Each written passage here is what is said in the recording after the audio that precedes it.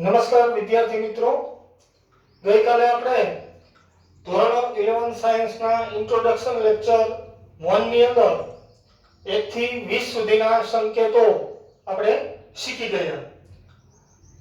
તો 1 થી 20 સુધીના સંકેતો તમે નોટમાં ઉતારી લીધા હશે અને એની પ્રેક્ટિસ પણ કરી લીધી હશે એવી અપેક્ષા રાખીએ. અને રોજના રોજ જે આપણે સંકેતો અહીંયા ચલાવીએ એને રિપીટ કરતા રહેજો અને એની નોટ બનાવજો જેથી કરીને આગળ ઉપર આપણને પૂરેપૂરા ઉપયોગી થાય. હવે ઈ સંકેતોમાં આગળ વધીએ તો 21મા નંબરમાં સંકેત આવે છે આ જે લખેલ છે ને વંચાય આ રીતે a raised to the power of b. Repeat કરું છું, a raised to the power of b. આ સંકેતનું નામ પાવર છે એટલે પાવર વંચાય. શું વંચાય? પાવર. એનું ગુજરાતી ઘાતાંક થાય. આનું ગુજરાતી ઘાતાંક થાય. ઉદાહરણ તરીકે તમે 10મા ધોરણ સુધીમાં આવા કેટલાય સંકેતોનો ઉપયોગ કર્યો છે અને આ તમે લખતા શીખી ગયા છો કે 2 ની 7 ઘાત, 9 ની -3 ઘાત, 8 ની b ઘાત વગેરે આવા કેટલાય ઉદાહરણો આપી શકાય. તો ફરીથી આને વંચાય આમ a raised to the power of b. Power કહેવાય, ગુજરાતી થાય ઘાતાંક.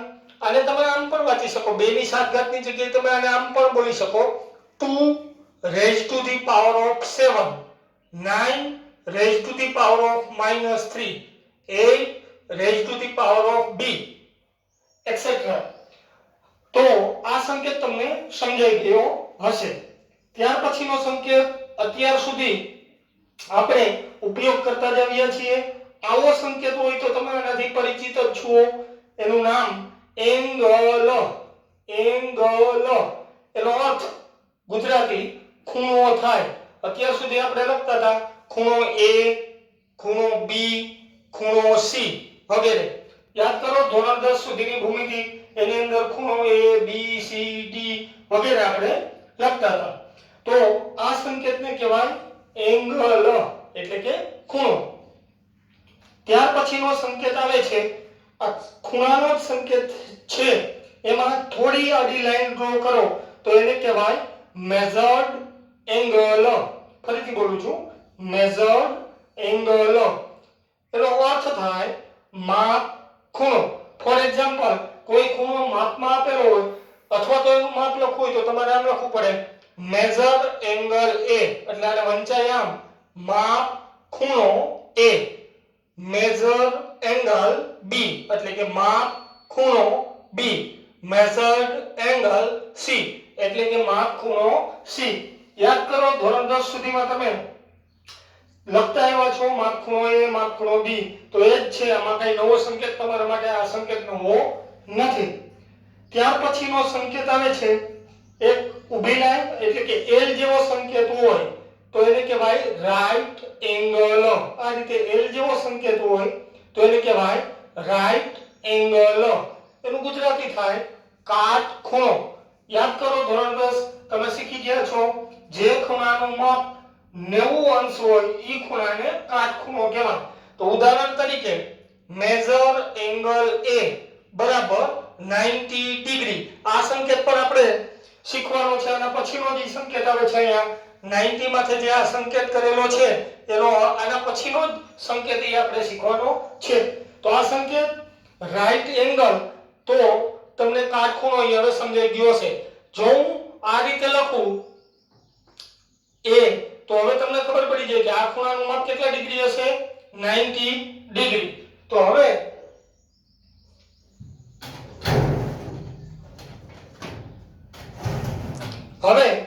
ત્યાર પછીનો સંકેત આવે છે 25મો સંકેત. O જેવી સાઈન હોય તો એને કહેવાય ડિગ્રી. એનું ગુજરાતી થાય અથવા તો અર્થ થાય અંશ. ફરીથી O જેવી સાઈન હોય નાની અમથી સાઈન તો એને કહેવાય ડિગ્રી. તમે 10મા ધોરણમાં આનો ઉપયોગ કરતા જ. ફોર એક્ઝામ્પલ 70 ડિગ્રી આવી રીતે માથે સાઈન કરી હોય તો આને વંચાય આમ 70 ડિગ્રી. આવી સાઈન હોય એટલે વંચાય આમ 35 ડિગ્રી, 42 ડિગ્રી અથવા તો 70 અંશ, 35 અંશ, 42 અંશ વગેરે. ત્યારબાદ ખૂણો અત્યાર સુધી 10મા ધોરણ સુધી તમે અંશ માપમાં શીખી ગયા હશો.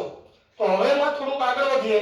અંશ કરતા પણ થોડું નાનું માપ હોય તો આવી નિશાની કરેલી હોય તો એને કહેવાય પ્રાઇમ. એનું નામ છે પ્રાઇમ, અથવા તો એને ગુજરાતીમાં કહેવાય મિનિટ, અથવા તો શુદ્ધ ગુજરાતીમાં કહેવાય કડા.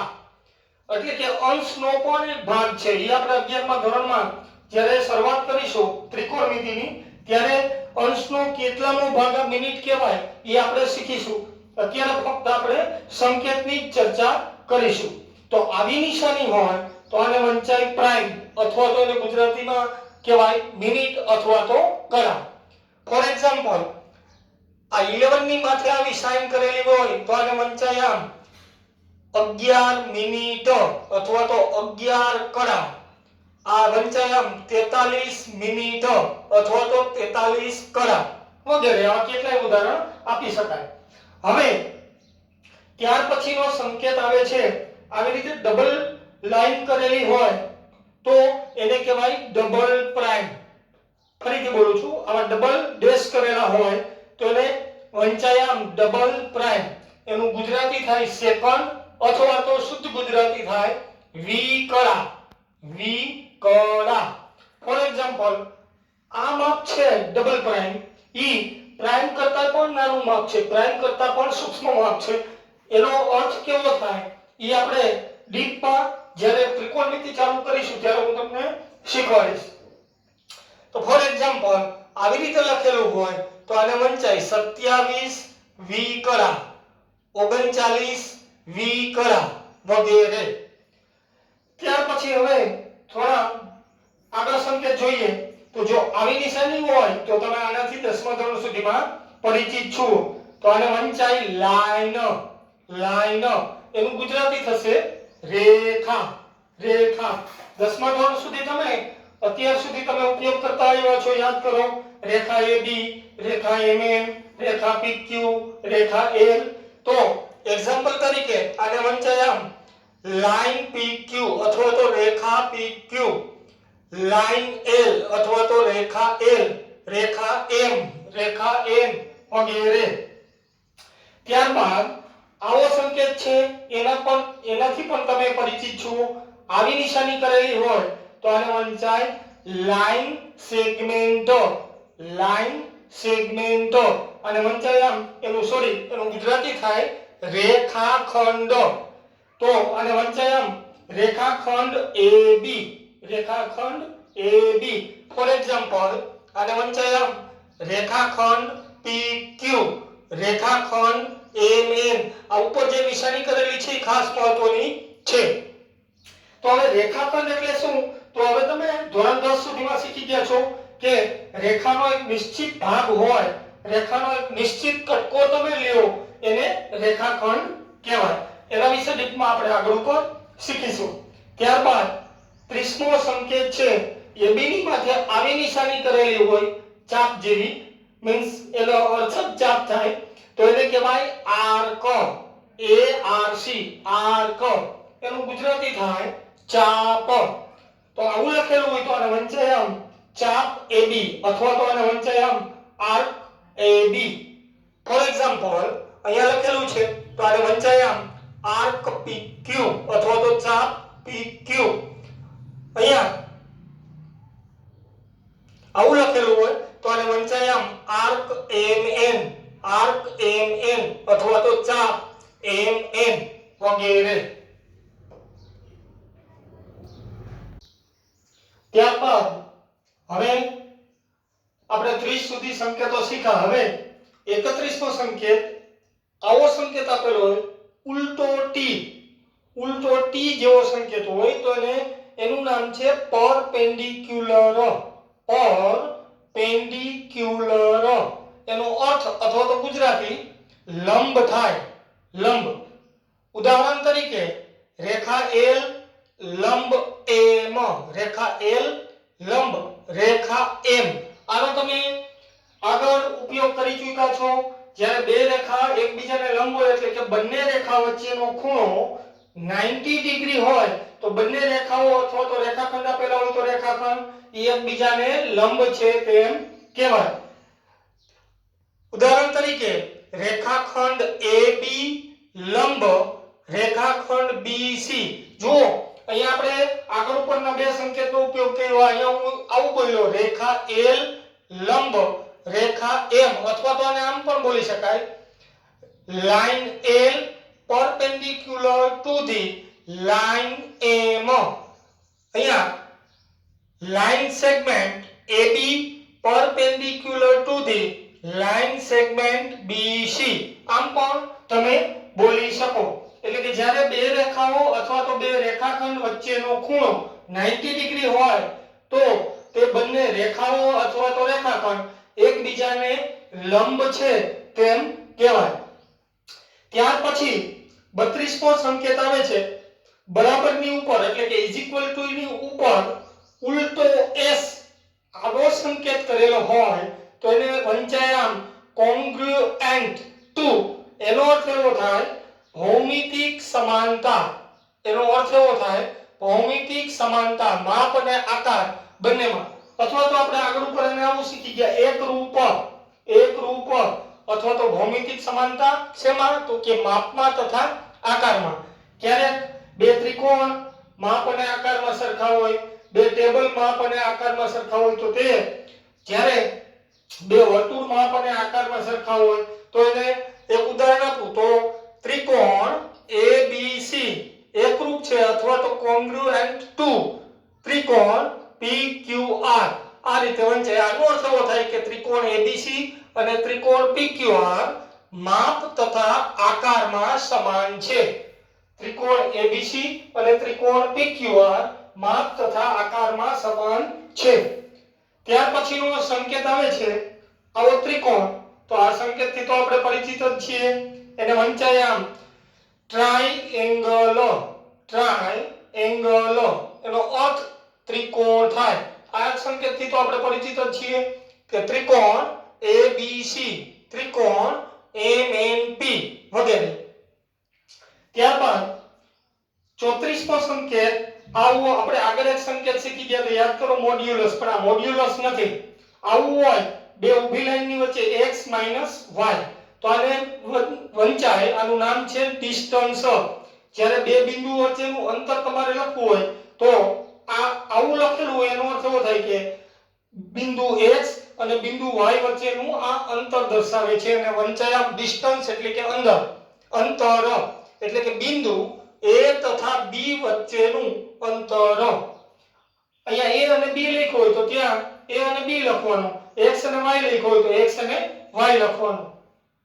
35 આ સંકેતથી પણ તમે પરિચિત છો, પાઈ. આને પાઈ કોન્સ્ટન્ટ એટલે કે અચળાંક પાઈ. આપણે ત્રિકોણમિતિમાં આનાથી પરિચિત જ છીએ, ભૂમિતિમાં. તેનું મૂલ્ય 3.14 અથવા તો 22 સપ્તમાંશ છે.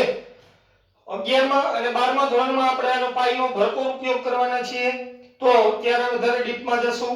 ત્યારબાદ હવે આ એક સંકેત તમારા માટે નવો છે, RAD. આ સંકેત અથવા એની જગ્યાએ તમે C લખો તો પણ ચાલે. આ બંનેનો અર્થ થાય રેડિયન્સ. યાદ કરો આપણે ખૂણાનું માપ દર્શાવવા માટે અંશ શીખી ગયા હતા. આ અંશની જેવું જ ખૂણાનું એક બીજું માપ છે, એને રેડિયન માપ કહેવાય.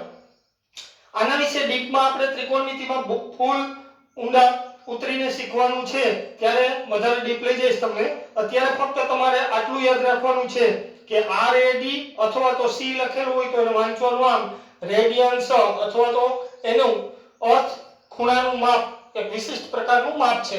આવું લખ્યું હોય તો આને વંચાય આમ 32 રેડિયન, 47 રેડિયન વગેરે. ત્યારબાદ હવે નવો સંકેત આવે છે x. આવો x લખેલો હોય તો એનું નામ એને કહેવાય x વેરિયેબલ. એટલે કે ચલ x. તમે આગળ ઉપર શીખી ગયા હો ચલ રાશિઓ વિશે, તો આ તો ફક્ત ચલ જ છે, એમાં કઈ ડીપ જવાની જરૂર નથી.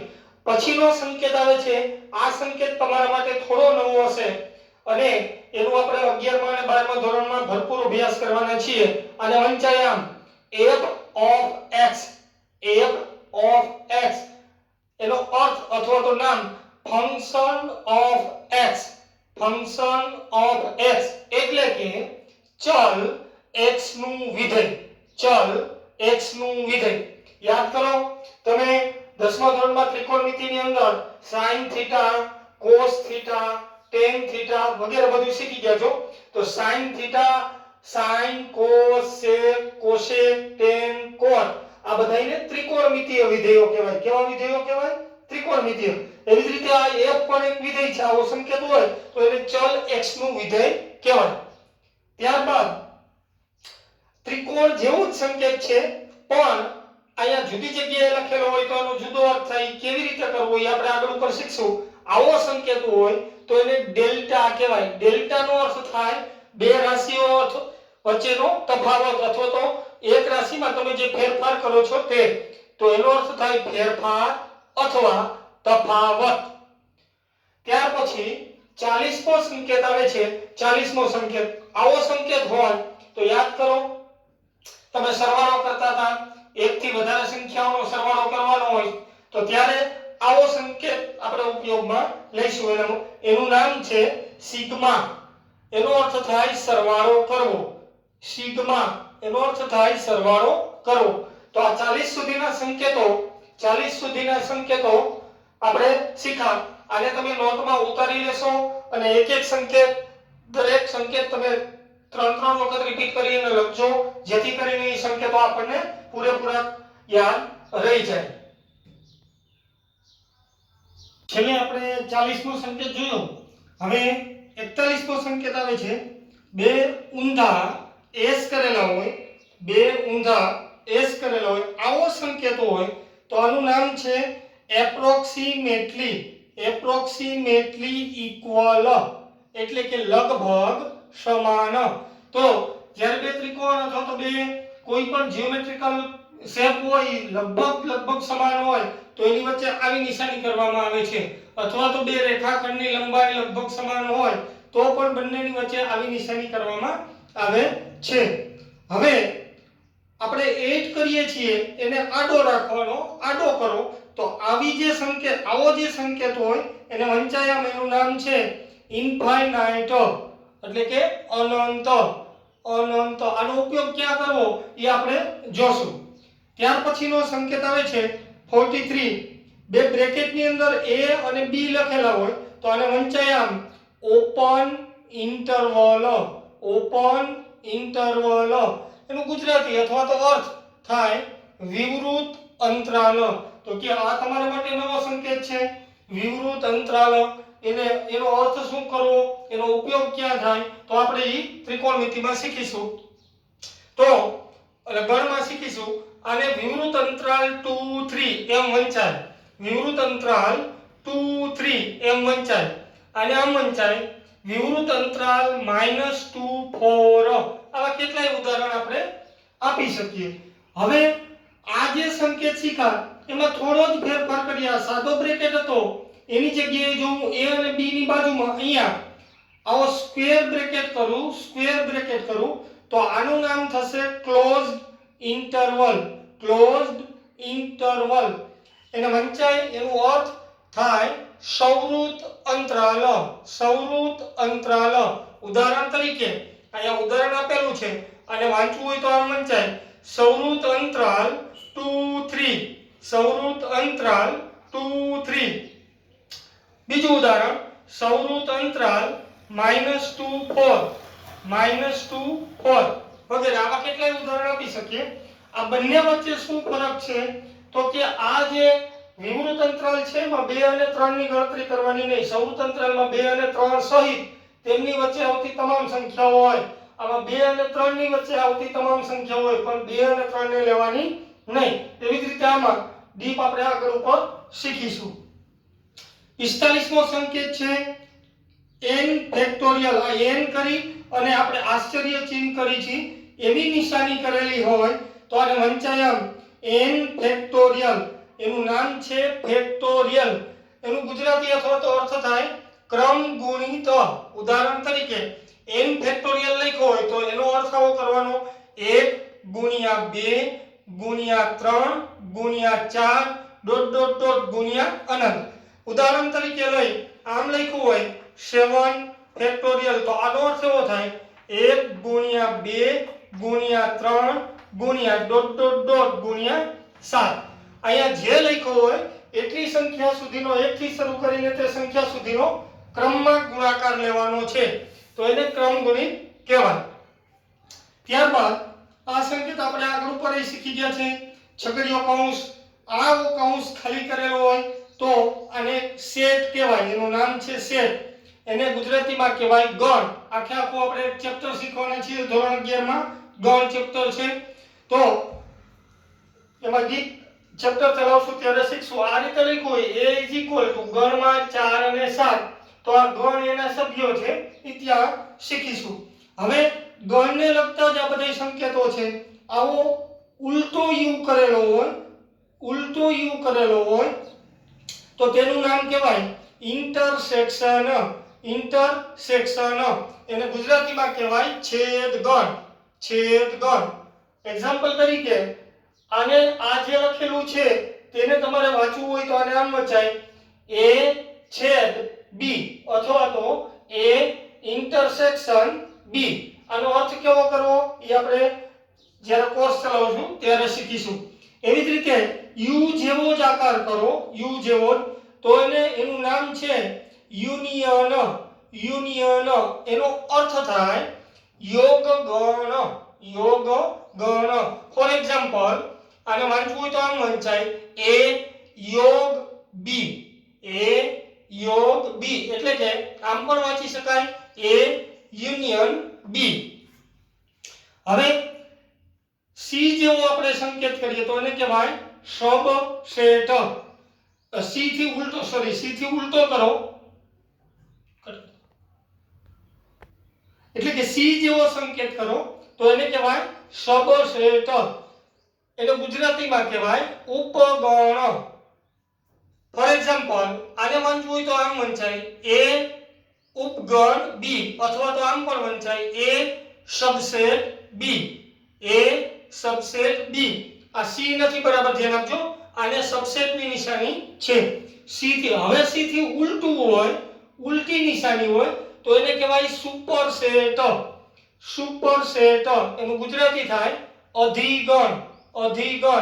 આ ઉપગણ, અધિગણ, યોગગણ, છેદગણ આના અર્થ કેવા કરવા એ આપણે જ્યારે સ્વાધ્યાય ચલાવીશું ત્યારે બહુ ડીપમાં શીખવાડીશ. ખાલી આવું લખેલું હોય તો એનો અર્થ શું થાય, એમાં શું ક્યાં ઘટકો આવે એ તમને બધી જ ખબર પડશે.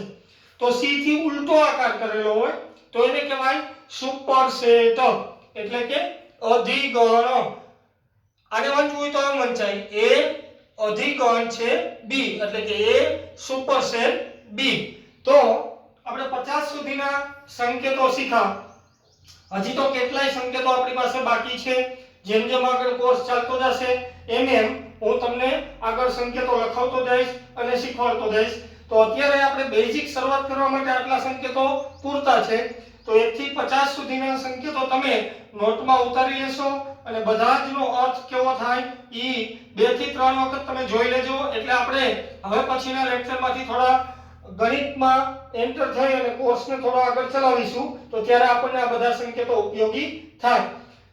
તો હવે આ સંકેતોનું કામ પૂરું થયું. હવે હું તમને ગણિતની થોડી ગમ્મતનો એક બે પ્રશ્ન આપણે લઈએ કે જે ગણિત સાથે ગમ્મત થાય. તો એવો એક પ્રશ્ન હું તમને પૂછું છું.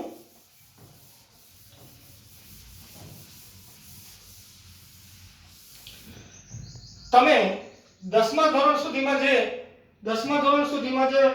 ગણિત શીખી ગયા છો એમાં પરિમિતિ શબ્દથી પરિચિત હશો. બરાબર ધ્યાન આપજો. હું ક્ષેત્રફળ નથી બોલતો, પરિમિતિ બોલું છું. દાખલા તરીકે આ એક લંબચોરસ છે. લંબચોરસ a b c અને d.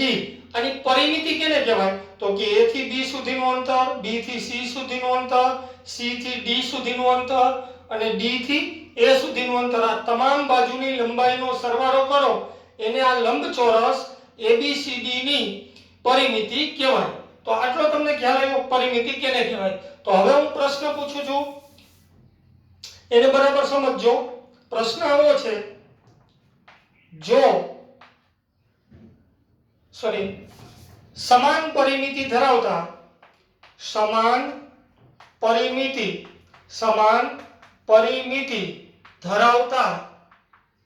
ચોરસ અને લંબચોરસ બેમાંથી ક્ષેત્રફળ કોનું વધારે થાય. ફરીથી બોલું છું, એક તમને ચોરસ આપેલો છે, એક લંબચોરસ આપેલો છે. બંનેની પરિમિતિ કેવી છે? સમાન છે. બંનેની પરિમિતિ સમાન હોય તો બેમાંથી ક્ષેત્રફળ કોનું વધારે થાય? આ તમારે મને પ્રશ્નનો જવાબ આપવાનો છે. કોમેન્ટ બોક્સમાં તમે પ્રશ્નનો જવાબ આપજો. જો ન સોલ્વ થાય તો આપણે આને આગળના લેક્ચરની અંદર સોલ્વ કરીશું. હવે આ પ્રશ્નનો એક જવાબ આપવાનો છે. ત્યારબાદ હું તમને હજી એક પ્રશ્ન પૂછું છું. પ્રશ્ન સાવ ગમત સાથે આપણને ગણિત શીખવા મળે એવા પ્રશ્નો છે. આ બધા કોમ્પિટિટિવ એક્ઝામની અંદર આનો ભરપૂર ઉપયોગ આવે છે. આવા સાદા પ્રશ્નો તમને પૂછાતા હોય છે. હવે આપણે કરન્સી નોટ આવે, રૂપિયાની નોટો આવે, એમાં તમારી પાસે એક 100 રૂપિયાની એક નોટ છે. બરાબર સમજો, 100 રૂપિયાની કેટલી નોટ છે? એક નોટ છે. હવે તમે આના છૂટા કરાવવા જાવ છો, એટલે કે ચેન્જ લેવા જાવ છો દુકાનદાર પાસે. તો જ્યારે આ છૂટા લેવા જાવ છો ત્યારે તમે દુકાનદારને એમ કહો છો કે આ મારી પાસે એક નોટ છે 100 રૂપિયાની, તેના બદલામાં મારે 50 નોટ જોઈ છે. કેટલી નોટ જોઈ છે? 50 નોટ. આ કેટલી નોટ હતી? એક નોટ. એના બદલામાં 50 નોટ જોઈ છે. તો દુકાનદાર કહેશે કે એમાં શું છે? તો બહુ સહેલી વસ્તુ છે કે 2 રૂપિયા વાળી નોટ છે તમને 50 આપી દેશે. તો તમે દુકાનદારને એવી શરત મૂકો છો કે ભાઈ 50 નોટ તો જોઈ છે, પણ મારે 2 રૂપિયા વાળી નોટ નથી જોતી, તે સિવાયની ચલણમાં હોય તેવી નોટ જોઈ છે. 2 રૂપિયાની નોટ નહીં, 2 રૂપિયા સિવાયની નોટો જોઈ છે. તો તમે 5 રૂપિયાની નોટ ઉપયોગ કરી શકો, 10 રૂપિયાની નોટ ઉપયોગ કરી શકો, 20 રૂપિયાની નોટ ઉપયોગ કરી શકો, 1 રૂપિયાની નોટ ઉપયોગ કરી શકો, 50 રૂપિયાની નોટ ઉપયોગ કરી શકો. ચલણમાં હોય તે બધી જ નોટનો ઉપયોગ કરવાનો. ફક્ત કઈ નોટનો ઉપયોગ નથી કરવાનો? તો કે 2 રૂપિયાની નોટ અથવા તો 2 રૂપિયાના સિક્કાનો ઉપયોગ કરવાનો નથી. આ સિવાય ચલણમાં છે એનો તમામનો ઉપયોગ કરવાનો છે. તો 100 રૂપિયામાં 50 નોટ થઈ જવી જોઈએ અને 100 રૂપિયા પૂરા થવા જોઈએ.